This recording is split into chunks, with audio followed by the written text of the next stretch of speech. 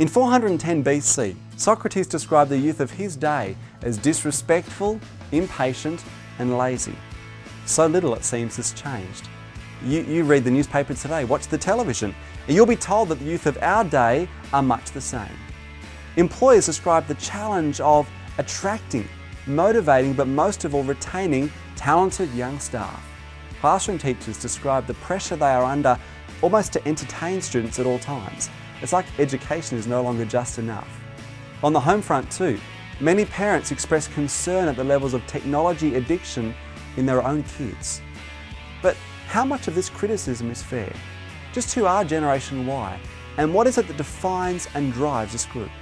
Of course, the question at the heart of all generational conflict is simply this: why can't everybody else just be normal, right, like me? Because I'm normal. See, the foundational premise of generational theory is this: we are the way we are to a large and often underestimated extent due to the era into which we were born. Hopefully this afternoon will help you understand your kids a little bit more as well, why they're so weird. That would be a really nice outcome from our time together.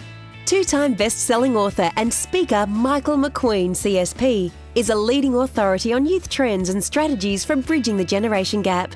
Over the past 5 years, Michael has presented to and worked with over 90,000 people around the world and is known for his entertaining and thought-provoking keynote presentations to business, parent and education groups.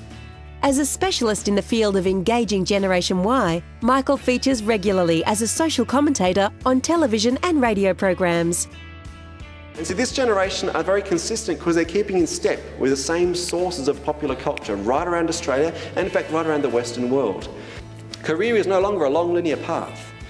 For this group, career is a long resume building experience. I think he's just so easy to relate to. He just puts it in plain terms. As a baby boomer, I found it very interesting and definitely a plus. I found his talk to be truly inspirational. It goes without saying that Gen Y's attitudes to concepts like work ethic, patience, loyalty or respect often leave older generations confused or even offended.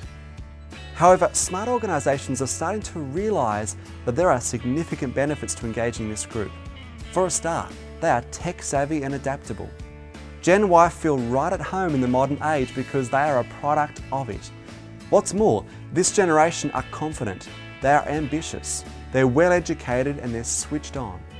The challenge for managers and leaders is to capitalise on the benefits this group have to offer. If you show this group, again, a vehicle that allows them to achieve the ambitions they've got, they will take off. They'll run with it. I see corporations who are so focused on the what and the how, they've lost sight of the why. You look at their induction booklets, their training manuals, it's all about process. We do this, and then we do this, and then we do this, and then we do this, and then we do this. We measure it, we benchmark it, we put KPIs in place. And of course, Gen Y rock up at work, and what do they say? Why? Why? See, the enemy here is not process.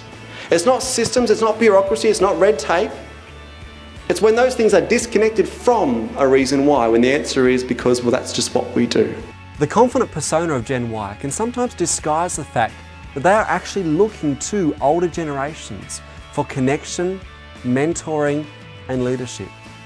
We so often hear it said that this is the fatherless generation. And I can assure you, having worked with so many of this group in schools, that sadly this is very often true.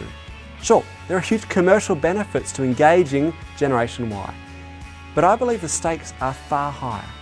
We are dealing with a generation who in many cases have lacked role models. As a result, they are looking to the adults that they interact with every day, be they at school, in the workplace, or in the community at large. Bridging the generation gap may not be easy, but it is possible, and in every way it's worth it.